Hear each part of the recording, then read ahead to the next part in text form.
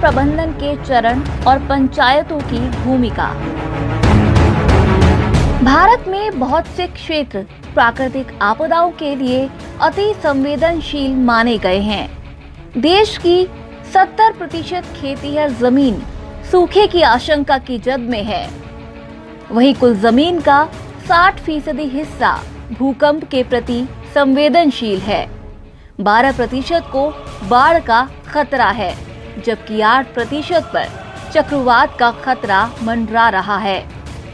इसी तरह की आपदाएं समाज के कामकाज में गंभीर व्यवधान उत्पन्न करती है, जिससे जनजीवन प्रभावित होता है और अर्थव्यवस्था को भारी नुकसान पहुंचता है। ऐसे में ये जरूरी हो जाता है कि इनका सामना करने के लिए हम पूरी तरह से तैयार हों।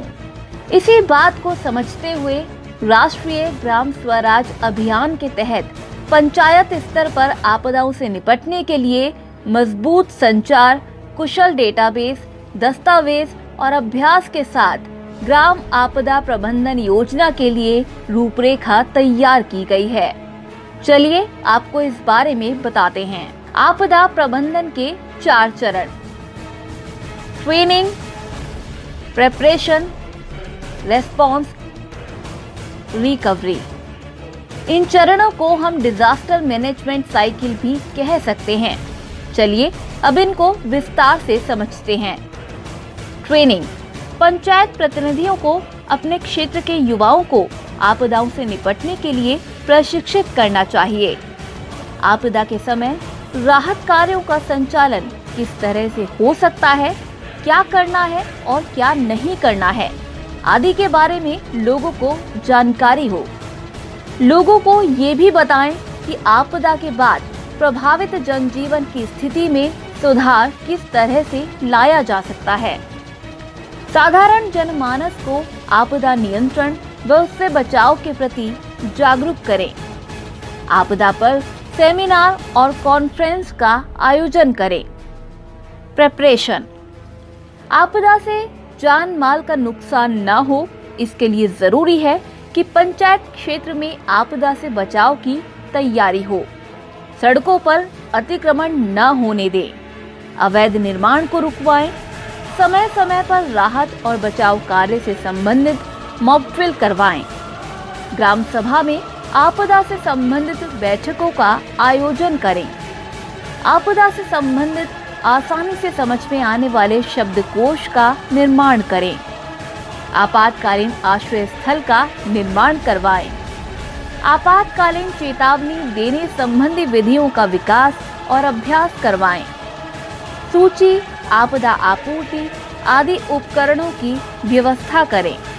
नागरिक आबादी में से प्रशिक्षित स्वयंसेवकों के संगठनों का विकास करें। घर के आसपास लगे सूखे पेड़ों को पहले ही कटवा दें, ताकि भविष्य में आपको कोई परेशानी ना हो। अगर खिड़की के दरवाजे पर कांच लगा है तो उसकी सेफ्टी के लिए बाहर से लकड़ी का तख्ता लगवा दें। घर में बैटरी के सेल चेक कर लें।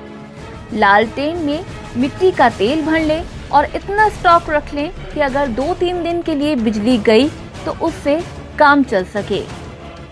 रेस्पॉन्स: जैसे ही आपदा आए, रेस्पॉन्स कार्य यानी कि बचाव कार्य शुरू कर दें।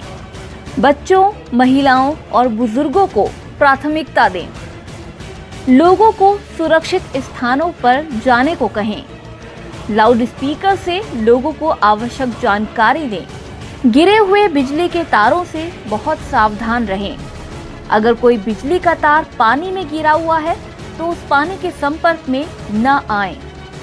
रात में लोगों को संदेश देने के लिए लालटेन, टॉर्च, फ्लैशलाइट आदि का उपयोग करें। खिड़कियों और दरवाजों को हवा की विपरीत दिशा में खोल दें। रिकवरी: जिन जिन क्षेत्रों में बिजली और पानी की सप्लाई में रुकावट है, उन क्षेत्रों में दोबारा सप्लाई चालू करवाएं। घायलों और मृतकों की सूची बनाएं। सार्वजनिक संपत्ति के नुकसान का आंकलन करें। स्थानीय रेडियो और समाचार चैनलों की खबरों को सुनें। उपयोगी सुविधाओं की टूट फूट हुई है तो उसकी जांच करें और अधिकारियों को रिपोर्ट करें।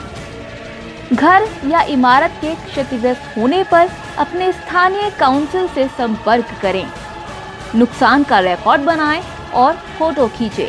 मलबे को सुरक्षित तरीके से हटाने के लिए सलाह हेतु अपने काउंसिल से संपर्क करें। ध्यान रहे, आपदा को है दूर भगाना, एक दूसरे का है साथ निभाना।